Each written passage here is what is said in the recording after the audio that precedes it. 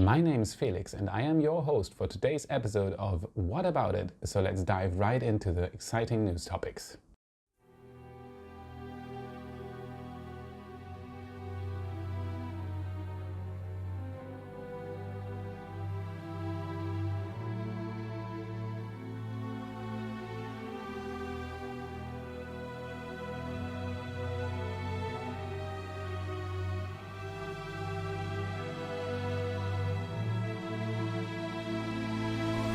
Let's dive right in.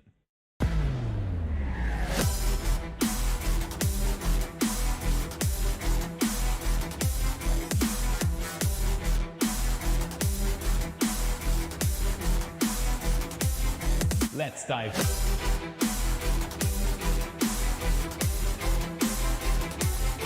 right in.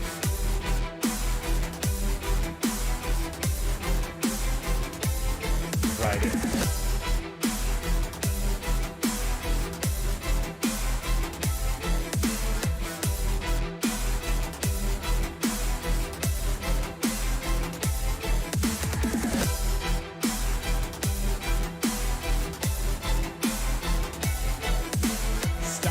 Updates.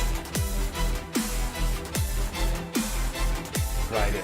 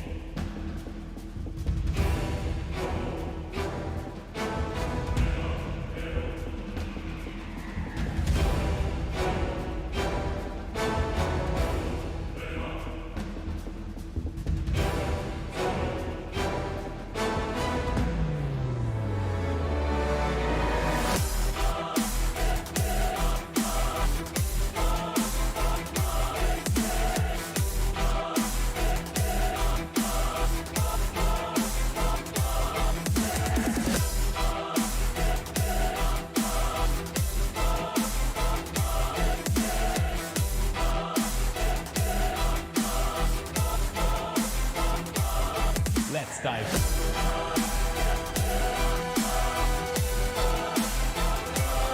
Right in.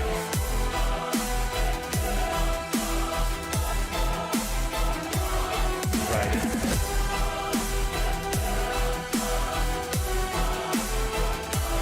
Let's dive.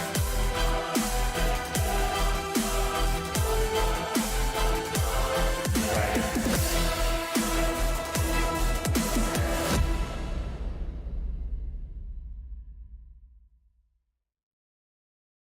You rock.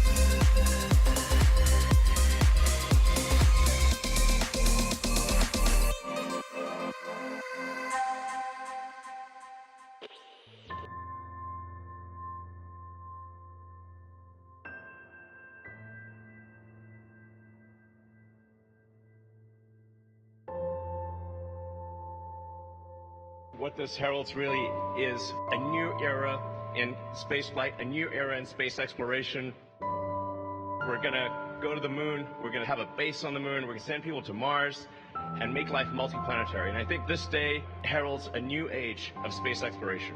That's what it's all about. He's doing so many different things at the same time. It's almost impossible. In fact, he measures pretty much every major decision by whether or not it brings the day when we have a self-sustainable colony on Mars sooner or later. Wouldn't you want to be a part of that? Being willing to fail and then fix and then fly, test, fail, fix. It's what enables SpaceX to rapidly iterate and improve.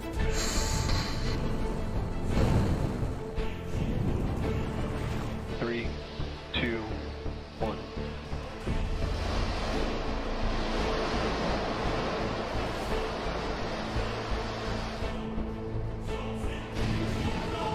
Three, two, one.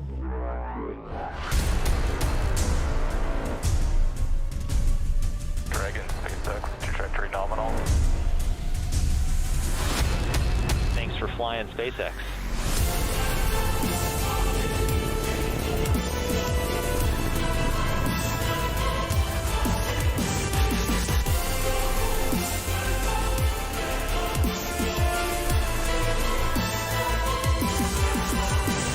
This is amazing! Look at it! It's horizontal! It is going down!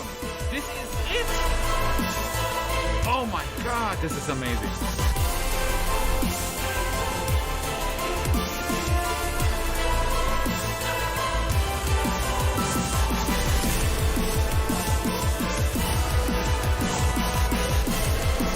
There's the pad! Come on! Oh!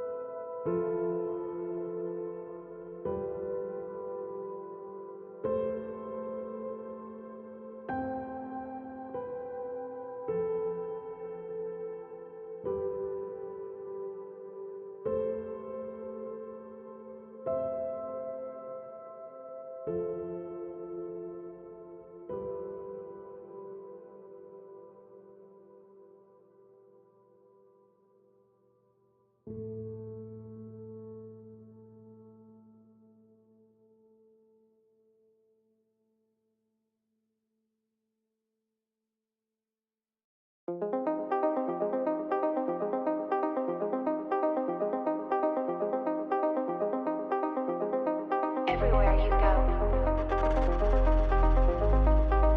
light follows.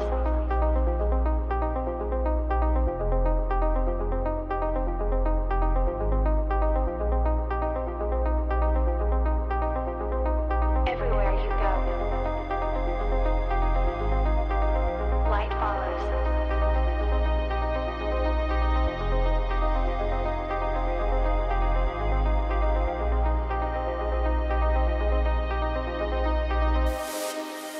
Light follows.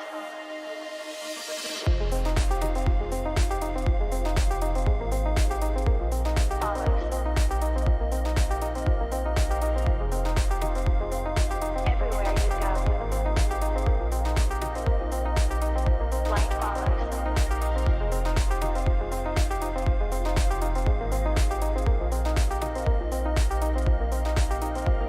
Follows.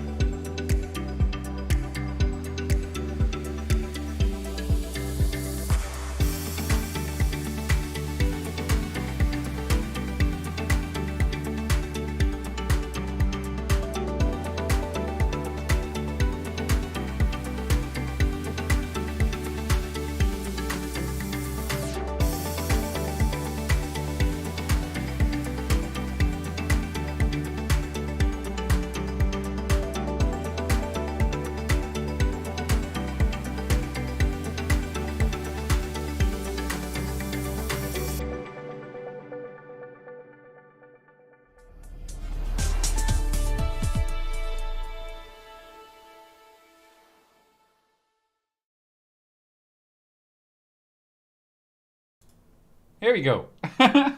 Hi, everyone. Okay, so we're back within 24 hours at least. It's the second live stream that we're doing. Today we are gathered. I saw a few comments on the chat. So first of all, my beautiful wife is with me again. I really have to let you speak more than last night.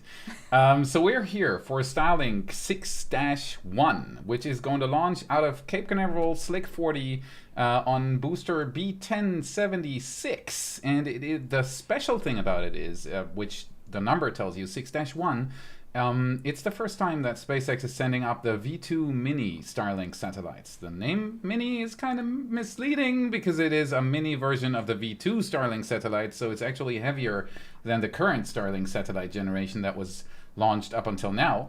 But it is a huge step up for SpaceX. It has improved throughput, improved capability, improved thrusters, improved comms, improved basically everything. The whole thing is a huge step forward, and it's the first time for SpaceX to be actually able to test the new hardware. That's going to be a big step for them. That's why they moved the launch a slight bit, like 5 hours-ish. They moved it into the evening here in the United States because of the space weather. They had this one incident where they did launch a few Starlink satellites through solar winds. That's what space weather normally is, or largely is. There are other phenomena, but mostly it's solar winds. And how did that work out? It didn't work out pretty well. Most of the satellites were busted, the electronics were fried, and the satellites deorbited. And that's not supposed to happen on the V2 mini satellites, and that's why they moved it a little bit to the evening, because yesterday and even today we have a huge amount of solar activity. There have been news all over the planet from really beautiful aurora borealis, so northern lights all over the planet, and so on and so forth. And that's really not that good for satellite technology. So that's why they shifted it a bit into the evening. But first of all, let's start with who's here tonight. Send me where you're from. We love to see that every time. And thank you so much for showing up tonight. Or this, well, in Germany, it's, or in Europe, it is what is it? 9? 6 hours plus. Oh, 6 hours. 6 hours plus. It's almost midnight over there, right? Wow. And they already Look at that. saw the aurora borealis in the UK. Wow. Yeah, over the North Sea there was this. Oh, this is so nice. Africa. Kurz vor 12. Yep, it's almost midnight in Europe, or at least in Germany it is. Wow, we are from everywhere again. Ooh, Thank you so much for showing up. So there was even one thing that I saw on Twitter today. I did not retweet that one because it wasn't really related to what I'm doing on Twitter. There was an EasyJet airplane flying from the UK towards the European continent, and it did a 360 turn so that everybody on board the plane in the middle of the North Sea was able to see the northern lights. So that is how strong they are right now, and that's why they moved the launch a few hours later, in hopes that it's not going to hit the most force of that solar wind, which I really hope it's not going to do. Fingers crossed. Fingers crossed, exactly. So I'm going to prepare a few things here. SpaceX is still 11 minutes and 18 seconds on my timer out to go live, so that's going to take a little bit longer. Yesterday for the crew launch, SpaceX was already broadcasting when we went live. Today I was a little bit smarter and set the time a little bit before SpaceX goes online so that we don't miss a thing. But that means we have a little bit of time to fill. Any super chats you're going to do are still going into our mobile studio setup so that we'll at one point actually be able to go to a launch and broadcast from there for you guys. So if you want to do that, you can become a member. I saw somebody already became a member. Thank you. Tonight. Thank you very much. You can check out our Patreon. You can check out our absolutely amazing YWare merch store. Links are in the description or from the moderators. Follow me on Twitter. Follow her on Twitter at Schlang Stefanie. Yes. Maybe if the moderators put that in the chat. And if you have any questions, tag Justini. Okay, one perfect. of our If you have any questions, tag Justini. He's one of the moderators in the chat, and he's going to relay that to us because we still have 10 minutes to fill. So if there's anything you want to know from us, personal questions, maybe stuff about Starship that you haven't understood fully yet, or where there's a question mark we might be able to get rid of, send it in. And I'm going to be busy setting up this camera for a second here. So if you wanna now is your time. You can talk whatever you want to talk. Yeah, do we have any questions already that I might be able to answer? Spaceman! Thank you for the super chat, Christopher. And Justini just wrote something in the chat, so tag him if you do have a question. I'm still fondling around with my... Give me a second. I even charged the battery because yesterday that went... It died, yeah. Ooh, fancy. So this should work quite well. I'm going to turn this off for now. When do you think Starship will launch? We have a question. So I hope March 24th, because it's your birthday and you deserve it. That would be incredible. So if somebody from SpaceX is listening, the largest birthday candle in human history, that would be pretty cool. But we have some hard evidence, at least. We got an email from SpaceX for an accreditation for the Starlink launch. The accreditation closes on Starship launch. The accreditation closes on March 5th, and it states that they want to launch in March. We don't know anything else yet, but that narrows it down pretty good, because it would be from, I'd say, at least March 6th, maybe even March 10th or something, because if they close the accreditation on March 5th, it's probably going to be more towards the middle of the month that they actually plan to launch. So it narrows it down to 2 weeks. 2 weeks, there you go, Elon. 2 weeks! But yeah, so it's the closest narrow launch window estimate we've ever had for the orbital launch, and I'm pretty confident that they are going to light the candle, pull it off, and maybe even reach orbit. We'll see. That would be incredible. I'm not very, well, let's say 50-50 on the booster return and 20-80 on the Starship return, something like that. We'll see. Maybe it all works out, but yeah, we'll have to wait and see. All right, we have a few more questions here. Keep them coming. And thank you, Florian, for the super chat, and Grüezi to Köln. Grüße aus Köln. Ja, wunderbar. Hi, Nachbarstadt. So as a background information there, before we moved to the United States, we lived pretty close to Cologne, and this guy comes from Cologne, and he's been a member for how long? 18 months. Wow. Thank you very much. That is very much appreciated. Starship. What is Starship? Is that a serious question? If so, it is the largest rocket ever built in human history. It is by far the most powerful, dwarfing Saturn V and even the Russian N1, which technically never made it to space.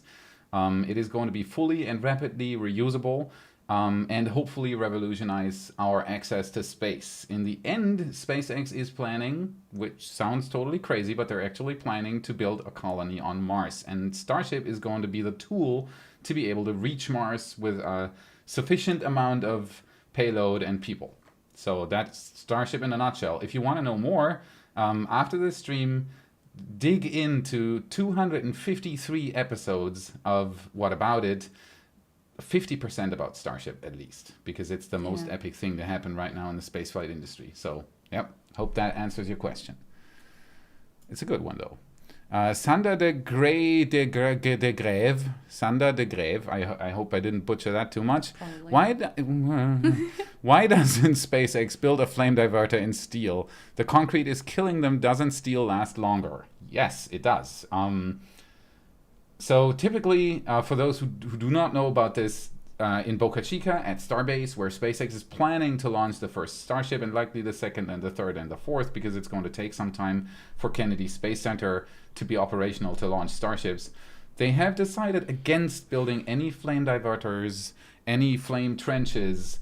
They're building a deluge system, at least right now, which is a great step into the right direction. But the whole reasoning behind that is not that SpaceX engineers are stupid. After all, they're launching the only reusable rockets in the world. They're servicing the ISS with astronauts and so on and so forth. So they are really, really good.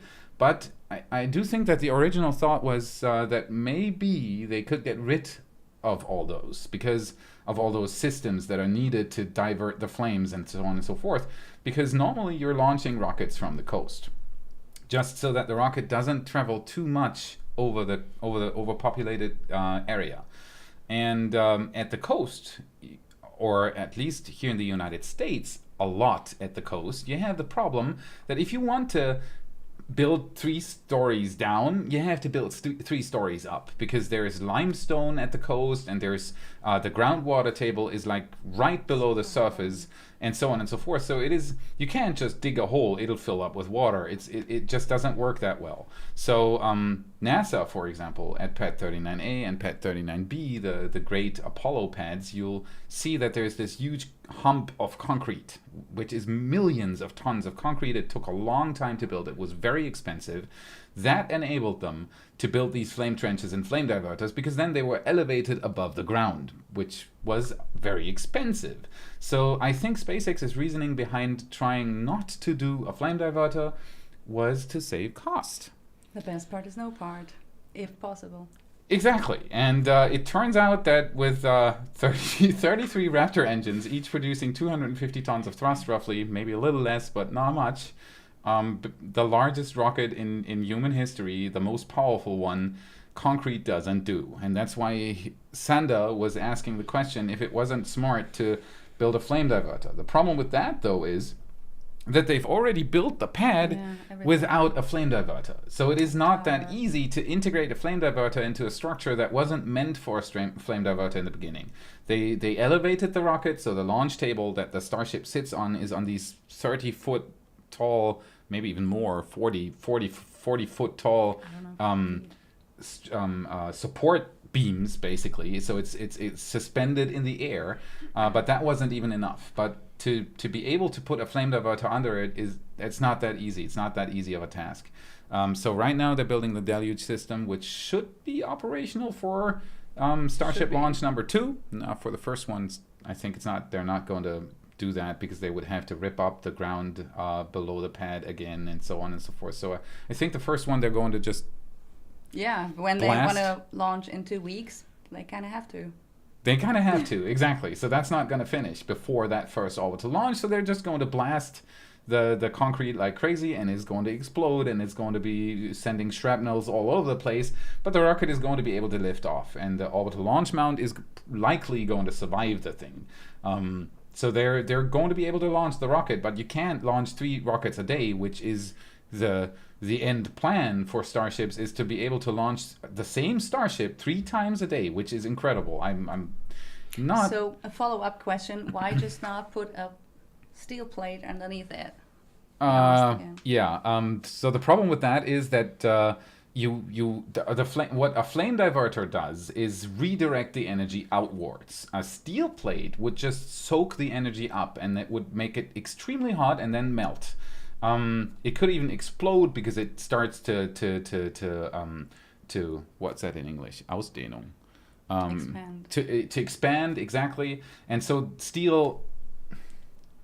Well, they're protecting the legs and all that too. Exactly, they have shielding all over the OLM. I've heard the question many times why they don't just put the heat tiles from the Starship on the floor below the pad as well.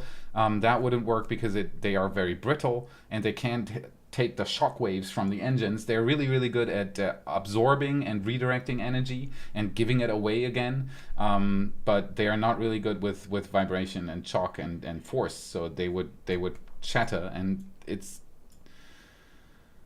a problem. I'm fairly sure that the next time SpaceX builds an orbital launch mount for a Starship, it is going to have more flame diverter structure than it has right now. For the first orbital launch, it's going to do, and after that they're going to start tearing up the ground under the pad for the deluge system, and so on and so forth.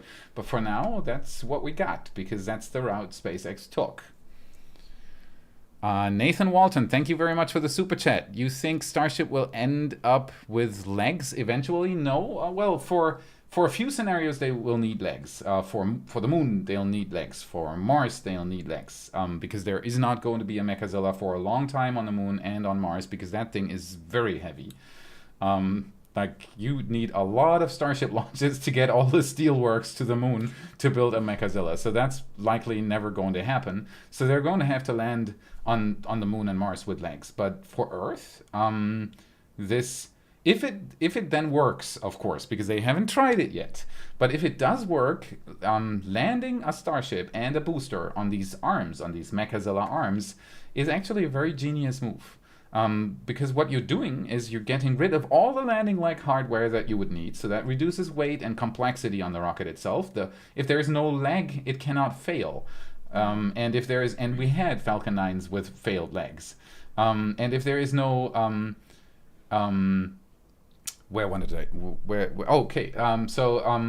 so what you're doing with these Mechazilla arms is you're basically just raising the landing level up to the catch points. That's all you're doing, really. And the rocket needs to do exactly the same as what it would do if it would land on a flat surface. It comes down, the rocket knows my catching points aren't at the bottom, so legs, they're up in the air by the forward flaps or with the booster just below the grid fins.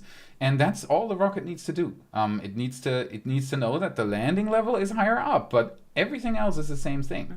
If Mechazilla works, of course, we'll have to see if it does. But it has to. I'm confident in the design. It's actually a pretty genius thing. So it gets rid of a lot of hardware, and every part you can take out of the rocket itself and put into ground equipment is a good part. If you could do that with the engines, they would, but they need to fly up, so you can't. And with the legs, you can get rid of them if you do this. So that's what they did. Michael Ramos, thank you very much for the super chat. Much appreciated. We have Robert O'Neill. Robert O'Neill, where is the Mars globe gone? It's right over there. It's on the floor. Or do you mean the big one? That's still in Germany. Oh, the big one. Yeah, that's in storage. Because we weren't able to bring everything from Germany when we moved here to the United States. Not yet. That's going to hopefully change at some point. It's all COVID stuff. Due to COVID, shipping from one continent to another one got very, very expensive, and it went up from $5,000 to over $20,000 for a container. And that's a lot of money. And so we decided to put a lot of stuff into storage in Germany until, look at that. SpaceX. Give me a second. Turn this volume down real quick and go to this split screen. And thank you, Horace, for your super chat. Thank you so much. Yeah, thank you, Horace, for the super chat. So the globe is still there. It is in storage in Germany, and at some point it's going to reappear in the studio. And now you have to say it will be back. It will be back. Lewis Matthew, is the Starlink V2 MINI a smaller version of Starlink? No. The name is kind of misleading. Mini in this case refers to V2 MINI. V2 is actually the Starlink satellite that SpaceX is planning to send up with Starships. So it is much bigger than the original Starlink satellite. We had that on an episode. You did a beautiful edit with that, by the way. And Uwe from SpaceX 3D Creation Eccentric did a very nice animation about it. If you want to dig it up in the episodes, I think it was 250. I think it was 252. I think it was episode 250 where we explained the difference between the normal Starlink satellites and the Starship Starlink satellites, which are much bigger. Mm-hmm. And today SpaceX is launching an interim solution, basically, because Starships aren't flying yet, and SpaceX obviously thought they would be flying by now, because Elon Musk has said 2 years ago that in a few months they'd be flying to orbit, and that hasn't happened yet, so the development took a little longer. And so what they did is put V2 hardware in a smaller form factor so that they can put it into a Falcon 9 fairing, because that's the limitation on a rocket normally. It's not the weight itself, it's the fairing size. Yeah. It has a finite volume and a finite width and a finite height, and so you have to have a satellite that fits into this fairing. V2 wouldn't have fit into the fairing, so they decided to build V2 MINI, which actually is larger than the current Starlink satellite, so that's why the name is kind of misleading. You can tell normally a Starlink launch has 54 satellites on board, and this V2 MINI launch is going to have 21 satellites on board because they're a little bigger. They're not much bigger, but they're a little bigger. And but it has a lot of updated technology. It has new thrusters, it has new comm technology, it has new internal hardware. Throughput is higher, bandwidth output is higher. The satellites last longer, they can move faster because what are those let me see. Those are Argon Hall thrusters. That's Hall thrusters. That's the first time any spacecraft is being moved around by Argon Hall thrusters, and SpaceX even was so kind to give out the specs for those thrusters. It's so the satellite will have 2.4 times the thrust and 1.5 times the specific impulse of the first generation thrusters.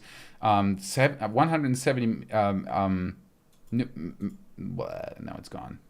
2,500 second specific impulse, 50% total efficiency, 4.2 kilowatts of power.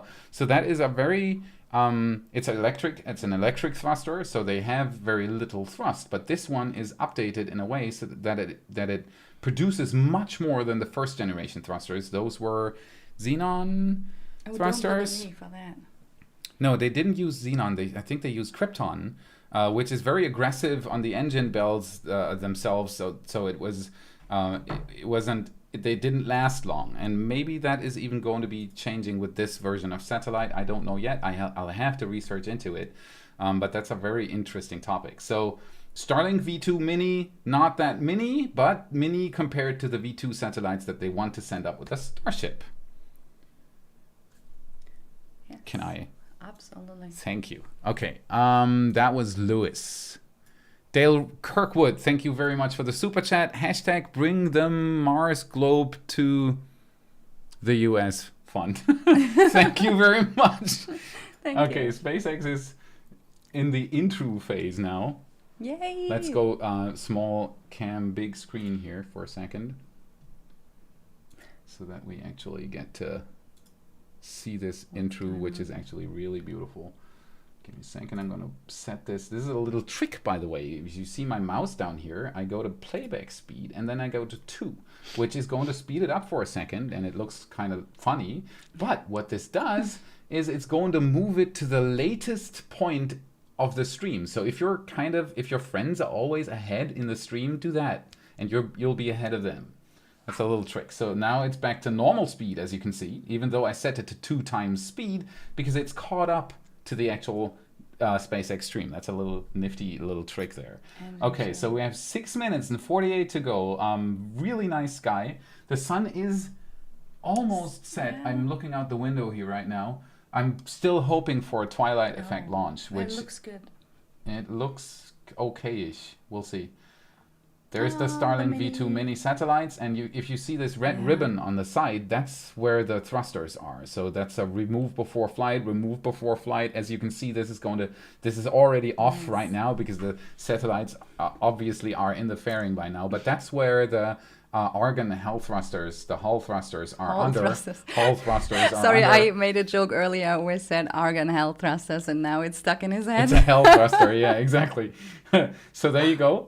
That's the updated hardware. It's beautiful to look at, and I can't wait for the actual deployment. That should be visible on the stream, as always with Starlink launches, and then we're going to see them float away, and then a day or 2 or 3 in, SpaceX is likely going to update us on Twitter about how the satellites are faring, if everything is as they wish it to be, and so on and so forth. And if that's the Argon Hall thruster right there. That's a beautiful picture that they already tweeted out as well. So as you can see, it's electric propulsion, meaning it has minimal thrust compared to chemical propulsion, like normal rocket engines, but it is enough to change orbit and to raise the orbit or to change it in space. And that's what they use these for. As you can see, 1/2 of the fairing definitely has been reused, and you can even see a patch there, a clean spot there. Here, I'm going to move the mouse here. This is definitely a reused fairing. Anybody out there who knows what was on here before? This is kind of interesting. The other half looks new. The booster, I think, has done 3 flights before. I think it was not 3. Too sure about that, though. If you please correct me if you know better, but I think it was 3. Said 3. Yep. Yeah, so the general, I just saw the question again here. Some general explanation of Starlink V2 MINI is needed. It is bigger than the current Starlink satellites, even though it's called MINI. It has much more throughput, so more people will be able to get a higher bandwidth. It's a step forward. It'll hopefully last longer in orbit, and it looks beautiful. Look at that rocket. Sun is almost down. If the sun sets beyond the horizon before the rocket is in space, so in about 10 minutes from now, if the sun is down by then, we're going to get a spectacular view, especially from our camera here, that you normally don't get from SpaceX because they have the follow cameras that zoom in like crazy, and then you don't see the surroundings, and that's what's nice about a twilight effect launch. So we'll maybe, with a little luck, I'm German, so we can do like this as well. With a little luck, we'll be able to see some twilight effects tonight. That would be absolutely and you should spectacular. prepare to go outside. Yeah, I'm kind of prepared. So here we go again. Level your mic so that you can actually hear us when we're outside. And then we're going to walk through our house with you guys. This, by the way, is something I do every time before I start recording an episode. That's why I'm so quick with this. I've done this a million times. There you go. Oh. And that's why I'm so quick with this. There you go. Okay. Nice. All right. I'm going to switch this over to the other microphone. And now you should be able to hear me. And I can even boost the sound a little bit because yesterday it wasn't too high. The sound wasn't too high. Let me see if I can fix this. This should be louder. Okay, so it's almost peaking now. Perfect. Okay. I might. Let me gain it a little down there. There you go. Test, test, test. All right, that should do fine. All right, I'm going to go outside. You know which button to push? I know which button to push. Give me a second. Here, let me do this real quick. Where are we with this? Give me a second. Nope. Okay, 1 second. Oh, that's because we're in the wrong scene. Side by side. So we have to go here. This is the scene we need. Give me a second. And then we're going to go to this one here. And that is the phone camera. So I'm going to turn this thing on. I push the button and then we only have a minute left. Yoo-hoo! Okay.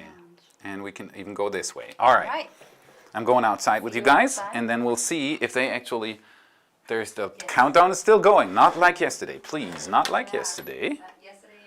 Please do launch the rocket. Okay, so this is... You won't be able to hear Stefanie anymore, but she doesn't know.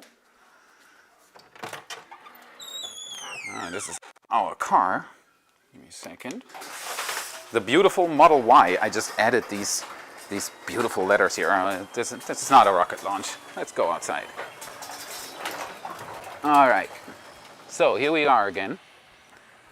Neighbors are out with the dog, and the rocket should be launching from this time. It's last night it would have been Pad 39A. That's about there. Tonight we're seeing Slick 40, which is about there. That's the spot you have to look out for, and we have another minute or so to go. It is barely dark enough for twilight. I think there is not going to be much twilight effect tonight. But it's a beautiful night nonetheless. As you can see from the palm trees over here, there's little wind. Very, very good for Starlink for a Falcon 9 launch. No problem. I've seen them launch in much stronger winds. So strong actually that I thought it would never launch. But it did. I'm gonna get rid of the neighbor here. 20 seconds. Okay, come on, let's see this thing. Starlink V2 MINI, first time on the way to space. With my neighbor vacuuming his car. All right, come on.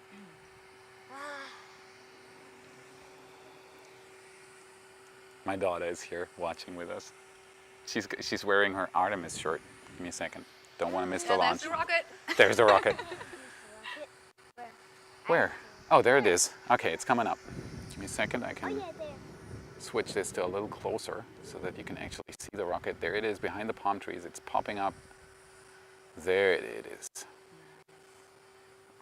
so bright. It's beautiful, as every time. This does not get old. If you have a question, if you're thinking, once I've been here for 10 months now, this should get old. No, it doesn't. It really doesn't. if you ever have the chance to come down here to watch a launch, do so. There it goes. Looks very nominal. Very nice. Very nice. Oh, I love this. I gotta switch the camera here for a second, or actually I'm gonna leave it like this so that you can enjoy the view. Now we have the vapor trail, which always comes as the rocket goes through a certain atmosphere layer. Beautiful. It is just beautiful. Look at this. Soon you'll hear the sound as well. Hope the lavalier mic picks it up. Here comes the sound. It is beautiful. There it goes.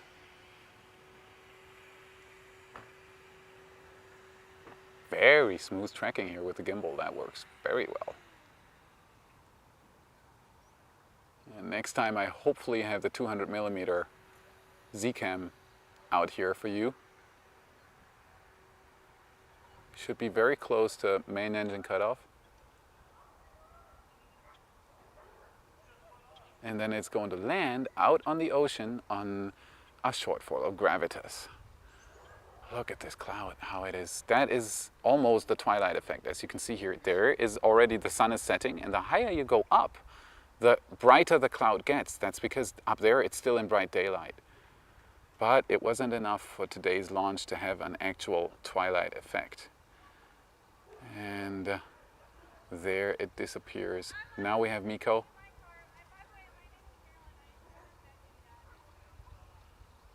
It's beautiful. All right, let's go inside because I do not want to miss the separation. We're going to set the SpaceX stream to big again because is done. There's the rocket again, and there's a beautiful cloud up there with the sunbeams going down like this. That's what I mean with watching a launch. It's definitely worth it. All right, going inside.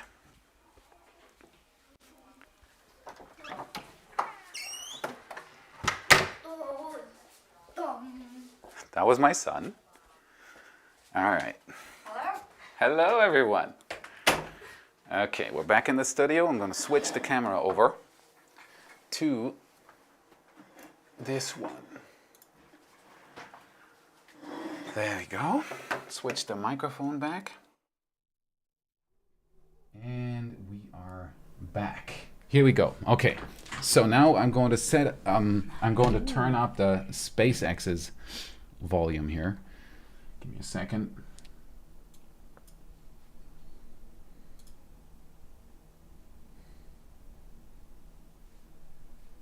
Which does not work. Currently, the first stage is on its way back to Earth towards our drone ship, a short fall of gravitas, on the left-hand side of your screen. And our MVAC engine has been lit up on the second stage. Well, maybe I should use the headphones. Otherwise you we'll see.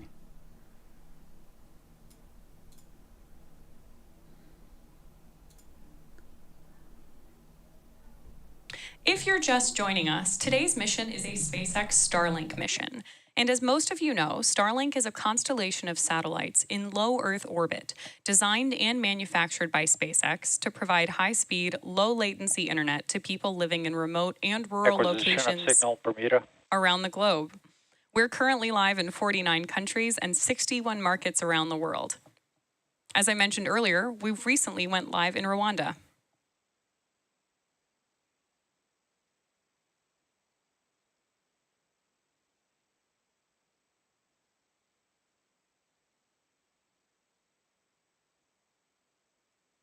All right, there you go again.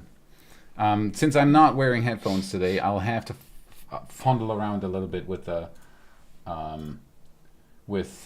audio settings here, but I think we can do this. There we go. You can see on the Stage 2 telemetry that Stage 2 continues to pick up speed on its way to space. And of course, Stage 1 is on its way back home. There, it's going down. It's the first for a mini Starlink. Yeah. Somebody asked. It's the Great first views one, of the grid fins as Stage 1 makes its way back to our drone ship, a short fall of gravitas. down into the Atlantic Ocean. Both vehicles are following nominal trajectories. The next milestone we're looking for is going to be Stage 1 entry burn startup.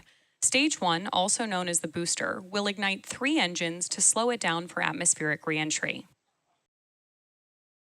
Mute SpaceX's audio. I'm going to mute SpaceX's audio here for a second because this is actually super interesting. The white puffs that you saw all over the place. As a reminder, the first stage on your screen.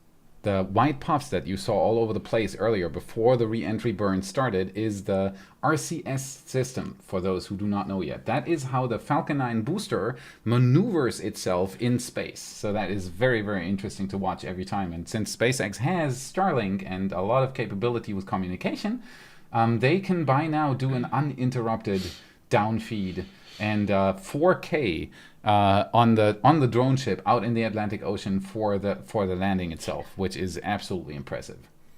Okay, the booster is aiming towards a shortfall of gravitas, which is out on the Atlantic Ocean, normally between 500 and 600 kilometers out downrange from where it was flying originally. So it does a ballistic curve basically, and it comes down again to land on the ship in the ocean. And the second stage decouples, separates, and flies further towards space to its orbit while the booster is going down. That's how that works. And what you're seeing here right now is the MVAC engine of the second stage in the right picture, and in the left picture you see the booster coming down towards the clouds, and below those clouds is the drone ship waiting for the booster. And I was about to say, and if we have a night launch, we can see the booster all the way up, and when it comes back and does the re-entry burn, and almost all the way to the landing burn. Yeah. Oh, we can see the landing burn, but not just the landing itself from our house. Exactly. Even when it lands downrange in the ocean, you can still see the landing burn as a little dot on the horizon. That's how far that is visible. There he goes. How many football fields is that? Landing incoming. Here we go. Come on. Look at the grid fins working. Yep. Yeah, that speed, they don't have that much authority anymore, though. There you go. And bullseye. As always. It's just incredible every time, and it works like a clockwork. It is amazing engineering. I just love to see it. There it is. And you have a live broadcast from the middle of the Atlantic Ocean utilizing Starlink satellites. So here we go. The second stage is continuing. Second stage engine cutoff is cutoff 1 actually is about to occur, and then it seems we have a longer coast phase there, in which the second stage is just traveling in orbit. If you've ever played Kerbal Space Program, you know why the second stage does this. It is to raise the orbit. There is apogee and there is periapsis, and there's apoapsis and periapsis, and you have to have both equal to reach a nominal orbit, or if you don't want an elliptical orbit, which Starlink satellites do not want. And to do that, to achieve that, you have to ignite the engine at certain points during your orbit to raise the other side of the orbit. Kerbal Space Program is the best program, is the best learning software in that case to learn orbital mechanics. It'll teach you a lot if you do play this game. All right, and that seems to be it for SpaceX. So we're not going to see a separation. Oh, that's sad. I wanted to see the separation. I'm kind of disappointed now. The new Starlink badge. Let's hear what she said in the end. Give me a second.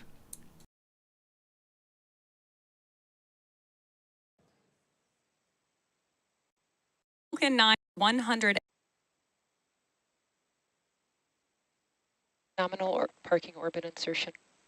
Falcon 9 has successfully landed on our drone ship a shortfall of gravitas, marking our 174th landing of an orbital class rocket. And shortly after first stage landing, we also heard successful shutdown of our MVAC engine and good orbital insertion for those 21 Starlink satellites. With confirmation of the first stage landing and successful second engine cutoff, we're going to wrap up our launch coverage for today. Be sure to check out our social media for confirmation of Starlink deploy and more information on the V2 minis. Expected loss of signal, Bermuda. Thanks for joining us for SpaceX's 212th overall mission and 13th mission of the year. We'll see you again soon.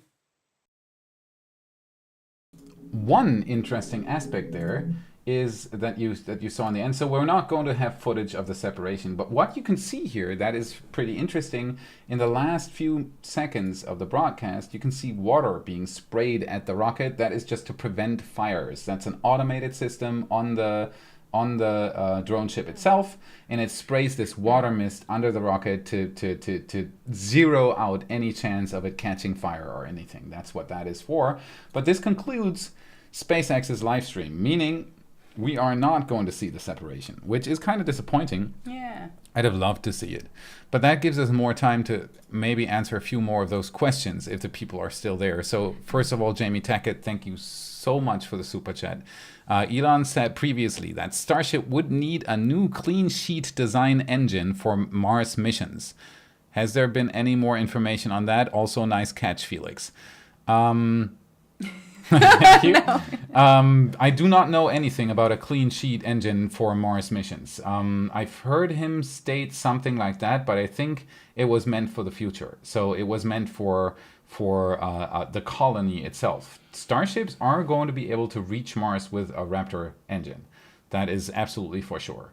So, and land and lift off again. So they should not need a clean sheet engine for Mars missions. At least not that I know of. But like I said, I have something in my head as well about Elon saying something on the lines of this. But I think it was meant for later on when the colony is in the process of being built and so on and so forth.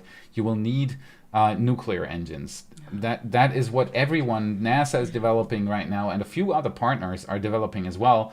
That's where we need to go if we want to actually have a taxi going back and forth between Earth and Mars, which we'll need if we have a colony on Mars, because they can't just... You'll need to be able to launch on every possible launch window that you have, and that's around 2.5 years apart for Mars, so you don't want to miss it.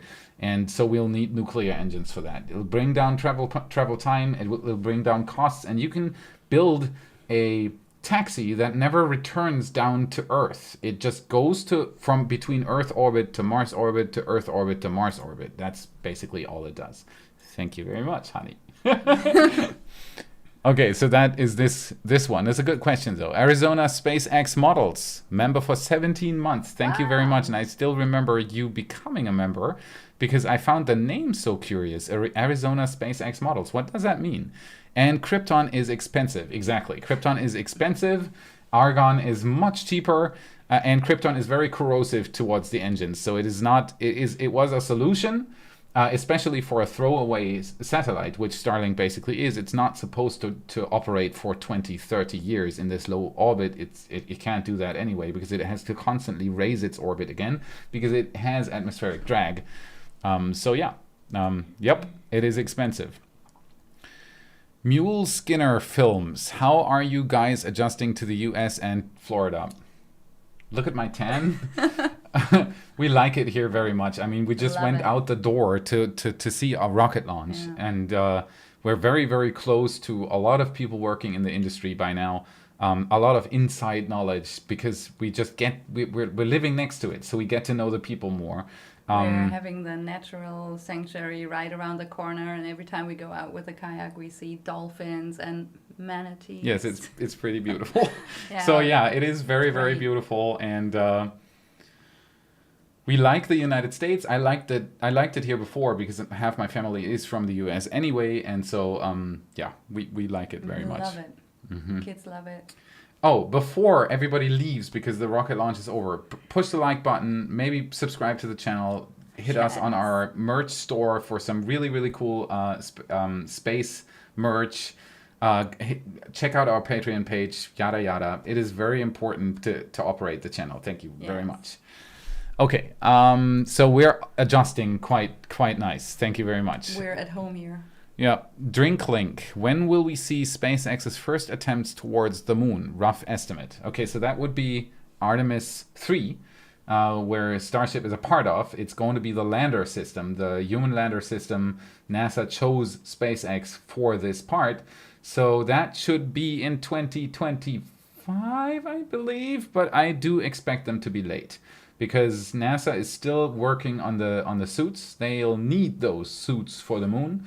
There are a lot of things still missing for the Starship. I know because I've talked to a few people who work for SpaceX and NASA that they are right now full steam developing the lunar Starship. So even though you don't see anything about that at Starbase, it does not mean they haven't started yet. They're working on the subsystems because what they're developing at Starbase, around 70 to 80% of that they are going to use on the lunar Starship. And meanwhile, in Hawthorne and in a few other facilities, they're working on the systems to flesh out the internals of the lunar Starship. Life support, cargo bays, quarters, all sorts of things that are needed. The landing operations, the controls. We had a really interesting talk with one of NASA's astronauts who is working at SpaceX right now, developing the landing control interface.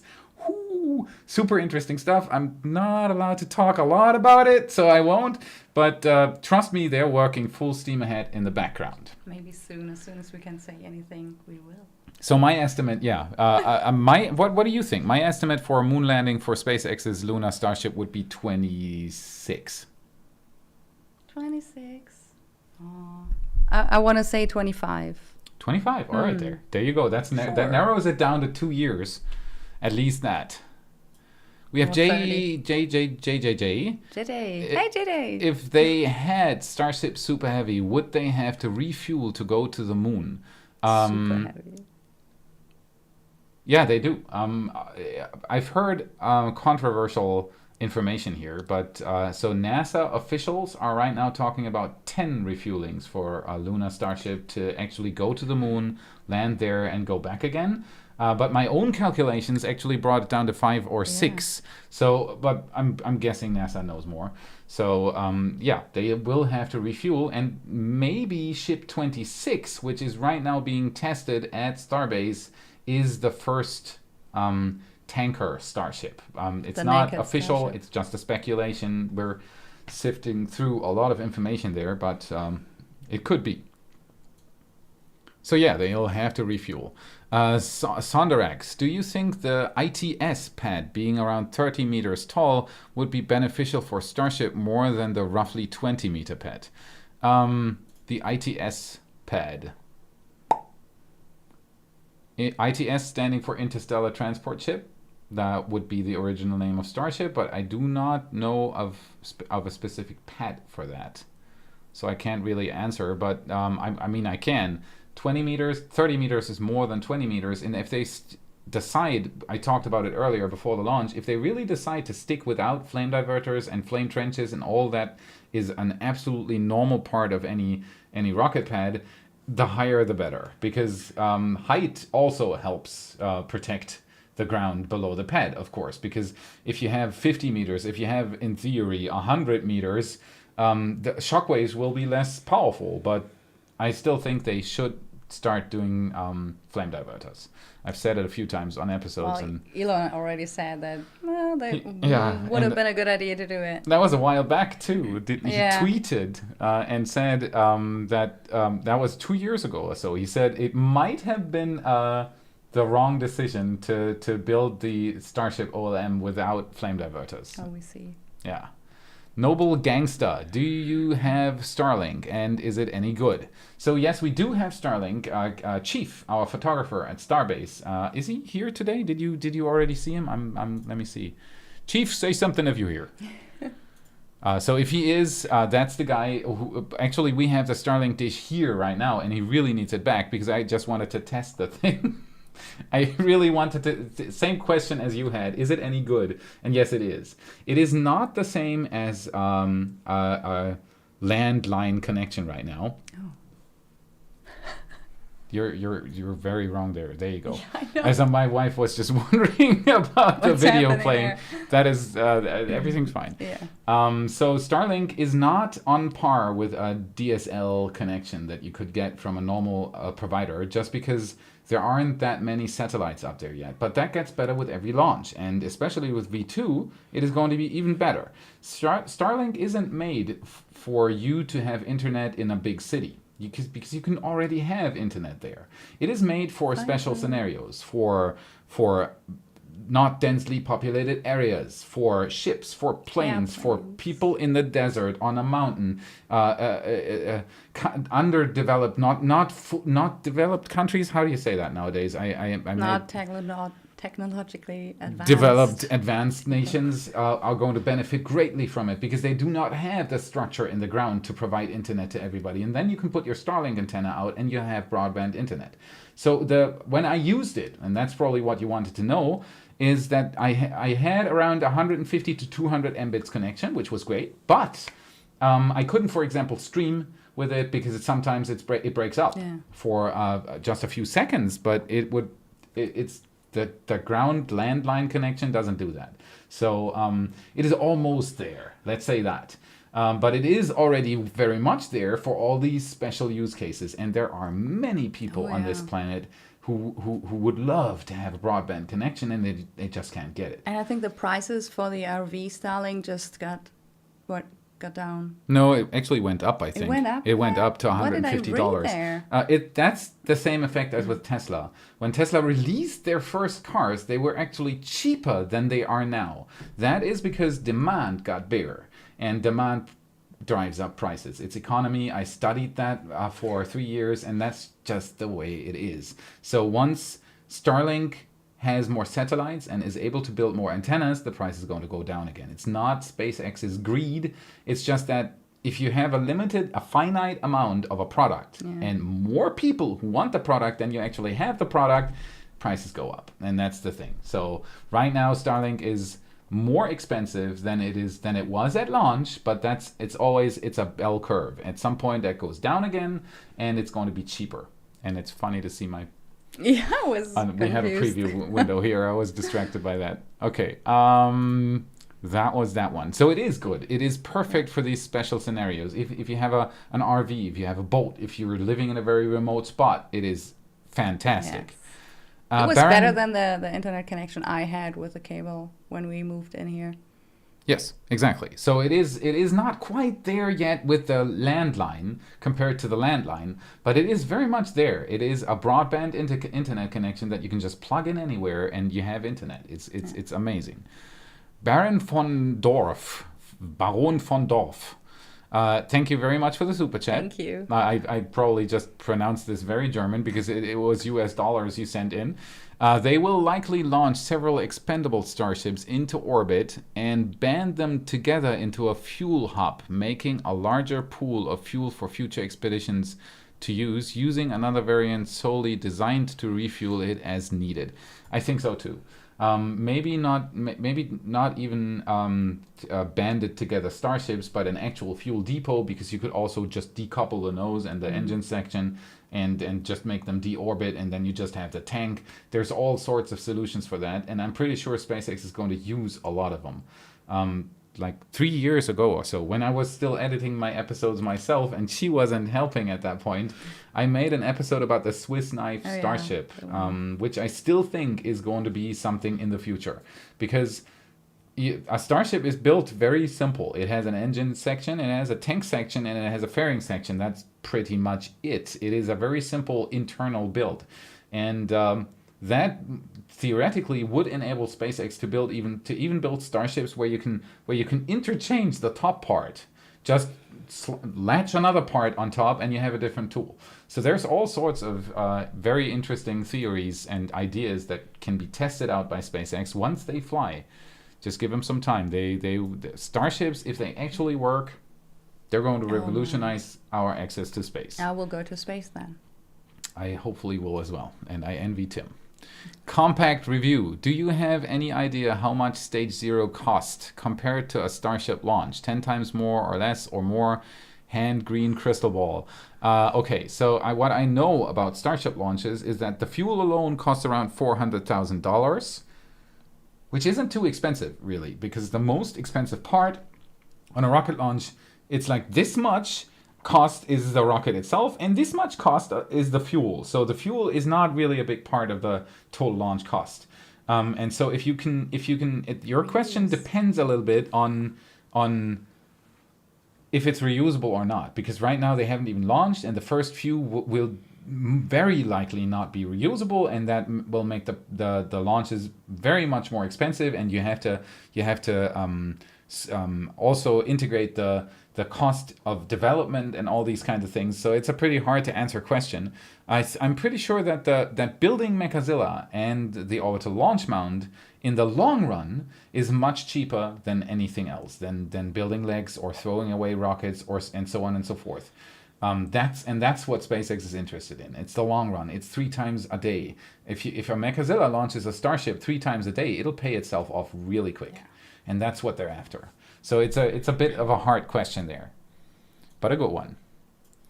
Flash Berry, when do you think SpaceX will start naming their ships like they named Crew? I wish they already did. Yeah. It's like I've thought about this so many times. I hope that the first Starship to embark to Mars is going to be called the Heart of Gold, because I love the books, and maybe you've seen the movie or read the books yourself, the Hitchhiker's Guide, and I think it would be perfect fit on Elon's personality and the actual thing it does. So I mean, the ships, the autonomous ships are already named after books and have some very funny names. So Heart of Gold, if somebody from SpaceX is watching, that would be a great name for the first one to go to Mars. For the first one, the question is if they're gonna name all the other ones, because if they build so many, we don't have a name for every Falcon booster. But we do have a name for every boat, for example.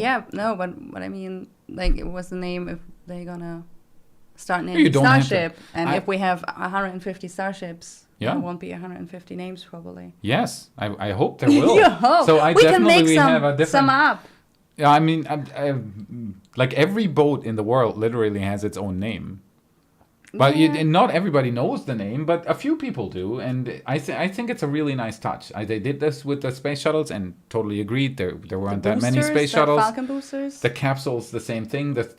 If Starship works out, there are going to be a lot more Starships, but I do think it makes it more unique. Personal, maybe the first ones, the first that goes to the moon or to Mars. No, all of them. All of them. I want them to have names, so totally agreed, and I hope they're going to start that soon. Mike Cozy, what happens if the launch doesn't go right? What's going to happen to Starship? Can you answer that one? What do you mean if it doesn't go right? Well, it can not go right with different things, like can't even lift off, or they don't launch it at all, or it can explode, or just destroy whole stage 0, worst case, or we have a nice fireball in the sky. But we don't want to talk about that, really, honestly. It makes me uncomfortable. I do talk about it on episodes. First we say we're going to name them, and now they fail. Now they explode. Well, rapidly unscheduled disassembly. That's what that's called in rocket jargon. And it can fail at any time in the mission. So it can explode on the pad, not even having lifted off, as you said. That would be devastating. That would be the worst case. Would probably be a few feet up, because then the pressure wave has even more ways to expand into the ground equipment that's directly below it. That would be the worst case, probably 100 feet up in the air or something, and then blast. And that would be terrible, because it would send them back by half a year or so. Because they'd have to repair everything, check everything, see if everything's still okay, rebuild. It would take some time. All the debris. But then if it is higher up, for example, if it's already a minute or two into the flight, it wouldn't do much besides a lot of debris raining down into the exclusion zone, which is empty at that point, or hopefully empty.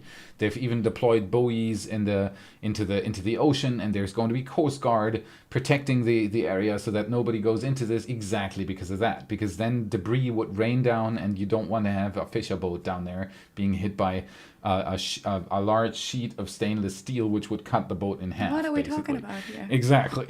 And then if it goes to space and fails, it would just deorbit. It would burn up in the atmosphere. And then if it's already on the way down, it gets more critical again. But SpaceX's plan is to perform a soft landing with a In the Starship water. close to Hawaii.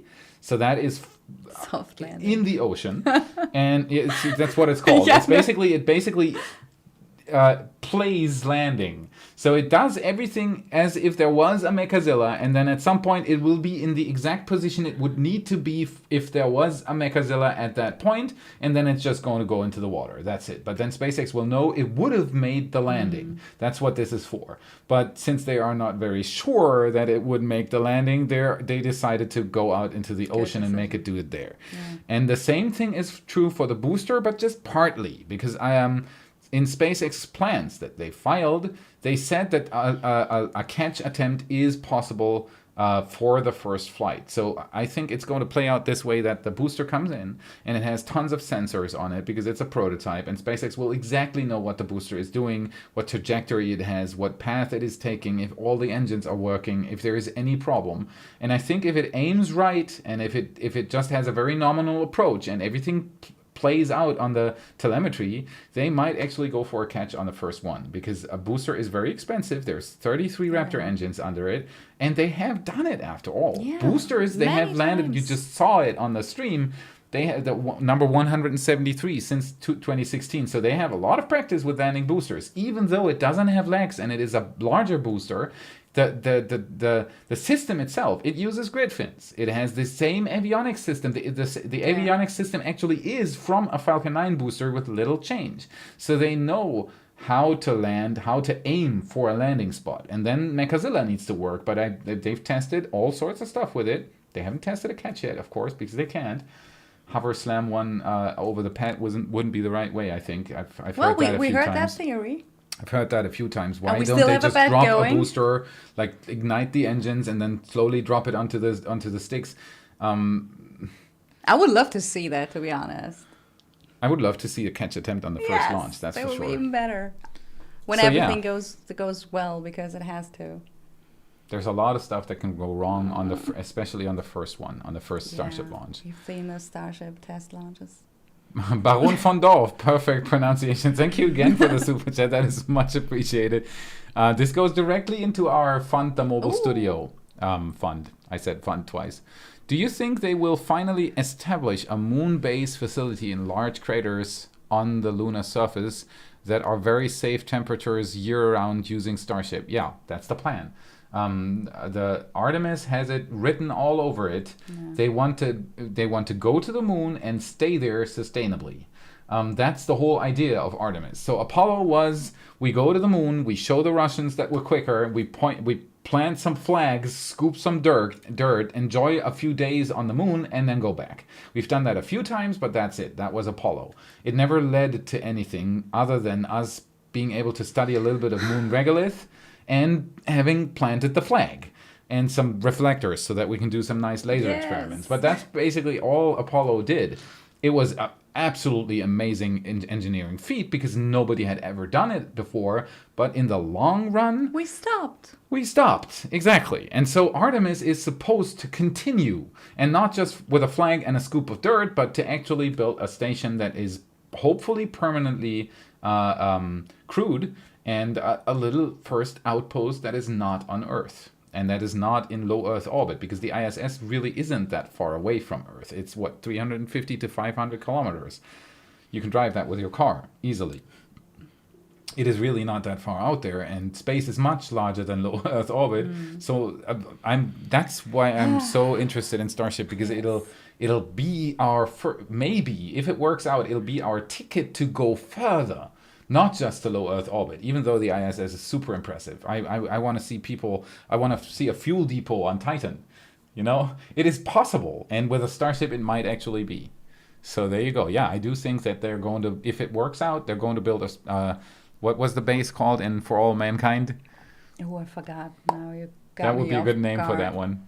I don't have it right now. It's probably already in the chat. Andy Benjamins, greetings from the Netherlands. Nice broadcast, Stefanie. You rock! Nice to see you presenting together like this. Question, will you go to Texas when Starship launches or will you stay in Florida? Depends. Yeah, you want to answer? We're still debating. Well, if we get accredited from SpaceX, we want to definitely go over there. But at the same time, we want to share the launch with you. So we really love to stream it and have the crazy experience with all of you, no matter what happens. Yeah. And on the other hand, we'd really love to see it because seeing Artemis was already pretty mind-blowing. Yes. And SpaceX would be the same with Starship. So I think if we get accredited, we definitely gonna go there. Yes. So that's what it comes down to. If we do get accredited by SpaceX, we are going to head down there and we'll try to make a stream happen, which should be possible. Yeah. We have the Starlink. There might be some interruptions there and so on and so forth, but we will definitely try. We'd love to. We will try everything that we can to make a stream happen from down there. We'll have a remote camera set up for shots afterwards, but we do want to do a stream. That's what it comes down to for me. I want to watch this with you guys. Yeah. And so if I do not get accredited, I'm going to stay here and watch it with all of you guys. Because that's what gives me the most fun is the What About It community is just incredibly nice. And that's why we're doing these live streams in the first place. We do not earn much money with this. It's just so much fun to be able to answer questions, talk to you guys, laugh with you, and experience the thing together. Walk outside with the camera in my hand. That's why we're doing it this way. So, yeah. And if you just get accredited, I stay here, and I definitely gonna stream the launch with whoever wants to watch. Oh. And maybe you can give us, like, a phone feed or whatever. I can come in with my feed. Yes. Yeah, we could do that, actually. So that would be a backup plan. There's lots of possibilities there, and but it comes down to us wanting to watch this with all of you. Yeah. So we'll see if SpaceX enables us to do so or not. We'll know probably March 6th. Yeah. Probably. But that's the earliest. It might also be March 10th or 15th or so, but in the near future, we will know. Fingers crossed. Yep. Okay, that was Andy. Thank you very much. Timo Lücke. Felix, I like you English. For a German mother speaker, it's easy to understand, but can you make German episodes? I can. There's no problem in making German episodes. And I've had the question many times before, but the problem is to create a What About It episode, and she's probably the one We already were in the plans of how we're going to do that, to have episodes in German as well, because the biggest part is research, the editing of all the B-roll, and if we just translate the episodes and just put the A-roll, so everything that's said in German, underneath the already finished episode, there would be not so much time, but still it would be 2, 3, 4 more hours that we right now don't have. I already translated some scripts, but then we would have had to record it and put it in the episode, and so far, yeah. If we'd have a translator, we would be a lot of work. That's what it comes down to. Even making the normal episodes in English fills our days. Yes. It really does. There's you watch a 15-minute or 20-minute video on YouTube and you're like, oh wow, this was cool. Where's the next one? But for us in the background, that was 3 to 4 days of work for one episode. And so if you want to make a German episode, around 50% of the work needs to be redone if you want to see me in front of the camera talking German, because it needs to be re-edited, it needs to be re-recorded and re-released and re-whatever. And so it just comes down to the workload. I'm not 2 people, I'm 1, and she isn't 2 people either. But I'm sitting here to support you. Mm-hmm. And I'm very much appreciated. But that's the problem. It just really comes down to time. Yes. I would love to do a German episode, trust me. Maybe I'll do Spanish at one point and Portuguese. a funny German episode. That would be really cool. Sander de Grave again. I think it is a Dutch name. I saw there was a Starlink dish is attached on Starship. Do you know how it connects? Because there is no way to gimbal, I think. Okay, so it's a phased array antenna. It doesn't need to gimbal much.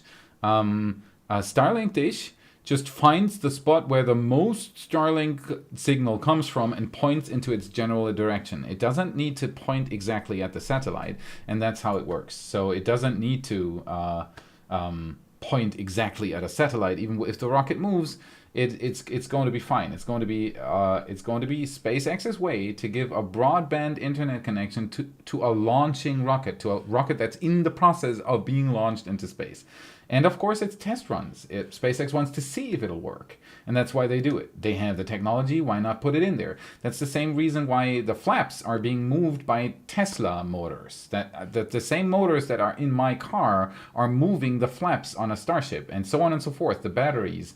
The SpaceX and Elon Musk in the background really try to use as much in-house technology as they can. And so if they have a satellite communication system that might be able to give a communication to a flying in-the-air Starship, try it. That's the whole thing behind it. So, and if they put the dish on there, which they have, I think they're pretty confident that it'll work, that it'll be an improvement. The Starlink dish isn't that heavy either. So there you go.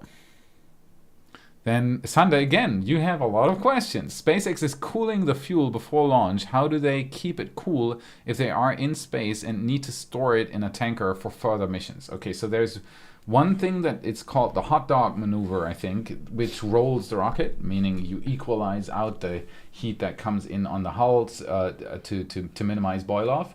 But there is boil off in space, but it is not that much. So it takes a long time for a meaningful amount of fuel to boil off in space, and so it's not that big of a problem. You can insulate the tanks, maybe you can do the hot dog maneuver to minimize this effect, but it's not like on Earth where it's like literally gone after a few hours. So yeah, it's not that big of a problem actually. Okay, we're through. That's it. We've answered all of your questions, and it was a blast. Thank you very, very much for doing this together with us. Again, if you haven't done so yet, like the stream, because it is actually important for the algorithm to show it to people who weren't awake at this time so that they can actually find it on YouTube. So before you leave to the stream, hit the like button, subscribe to the channel, go check out our YY merch store. There's actually really, really cool designs there. Follow us on Twitter. Like 60% of them were made by myself, which is really cool, but there are some from Tony Bela, there are some from Neopork. So 3D artists surrounding the spaceflight community have provided designs to the store and so on and so forth. Check out our Patreon if you want to, or our YouTube channel, which would give you access to our Discord server and to tons of extra posts that we do on Patreon and in our Discord. For example, many pictures from the YCAM chief that never get released on episodes because there are so many that you could just not release them. And so I do release those for patrons and YouTube members, and so on and so forth. Thank you very much for supporting us. Head over to Y+ and see if you like some episodes there, because we use a lot of pictures depending on how much time we have, because Jonathan is doing it and it's his birthday. So happy 18th birthday, by the way. Is he in the chat right now? If he isn't and he watches this later on, it's his 18th birthday. Everybody say happy birthday in the chat. Happy birthday. He's the editor doing Y+, or one of the two editors. The other one is Justini. He's in the chat there right now. But the other one is Jonathan, and it's his 18th birthday right now. So that's a very important thing for him. I chatted with him today, and he's pretty proud. And so, yeah, I can refer him to the time link. Say happy birthday in the chat. He's going to love it. Yeah, and then you can see a lot of pictures on Y+. Yeah, you can see a lot of Chiefs pictures on Y+. If you don't know about the channel yet, it's actually very much worth it. Even though it's just a picture reel, it has a ton of extra information in there by now. So we put little pop-ups in there so that you know where the picture was taken, when the picture was taken, and so on and so forth. And you can get this little preview of what's going to be on the next Y channel regular episode. So it's a really, really nice project. And it's completely community run. We just provide them with the pictures, but the work just voluntarily comes from members of the Y community, which is just incredible. So thank you guys. Thank you so much. And there's a lot of happy birthdays there for Jonathan. Thank you very much, guys. He puts a lot of work into this, and he just turned 18. It's just inspiring to see. Really very much inspiring to see. Okay, so we want to wrap it up for today.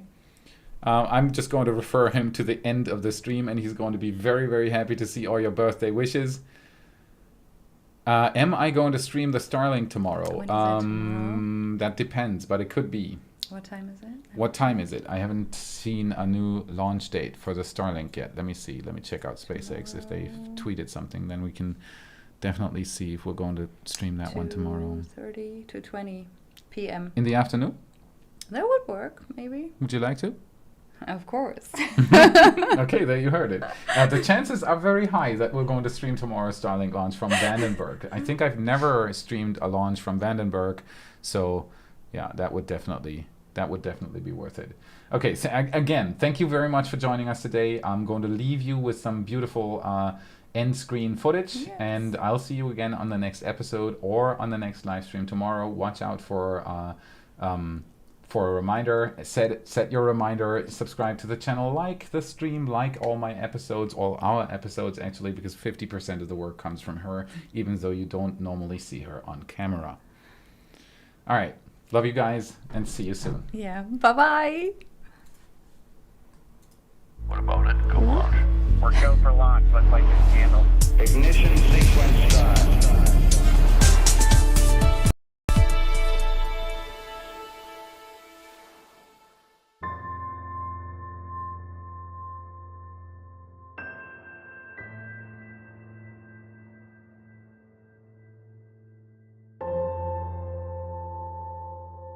What this heralds really is a new era in spaceflight, a new era in space exploration. We're gonna go to the moon, we're gonna have a base on the moon, we're gonna send people to Mars and make life multiplanetary. And I think this day heralds a new age of space exploration.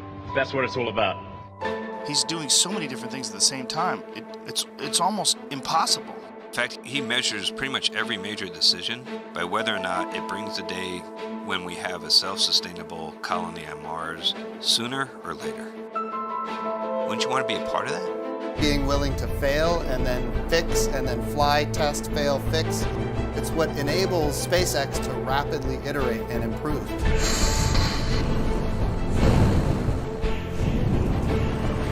Three, two, one.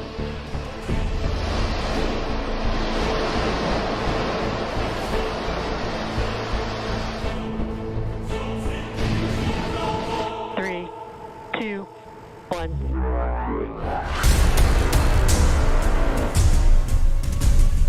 Dragon, SpaceX, trajectory nominal. Thanks for flying SpaceX.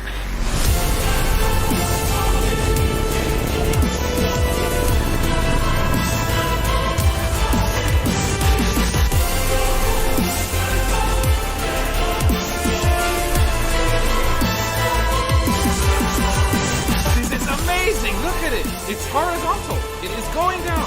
This is it! Oh my god, this is amazing.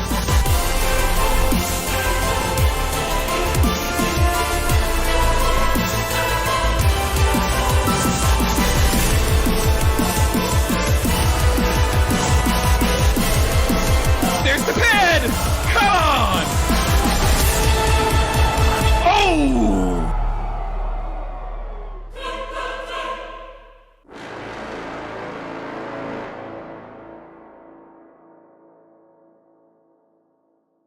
My name is Felix and I am your host for today's episode of What About It? So let's dive right into the exciting news topics.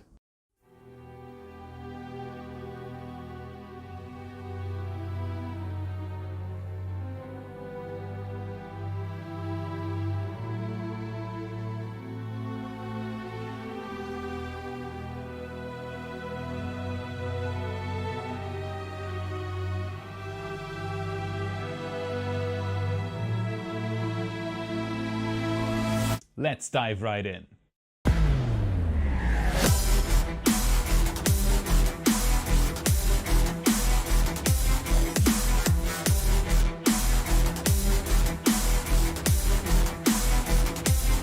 Let's dive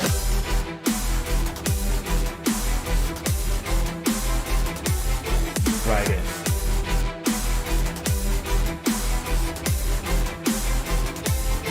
Right in.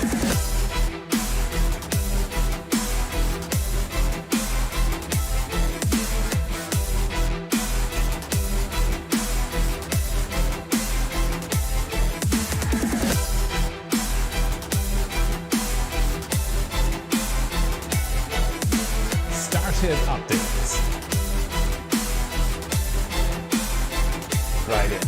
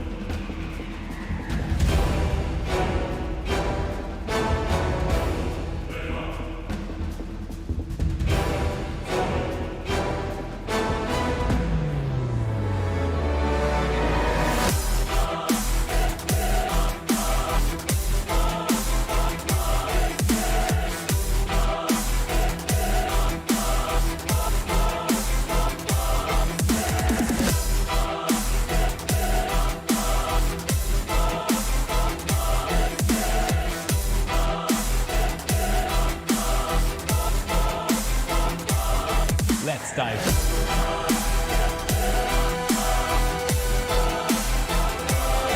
Right in.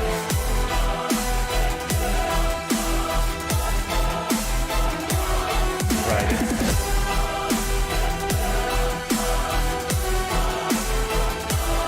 Let's dive.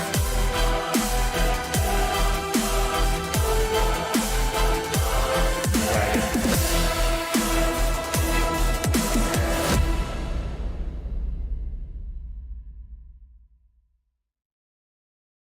You rock.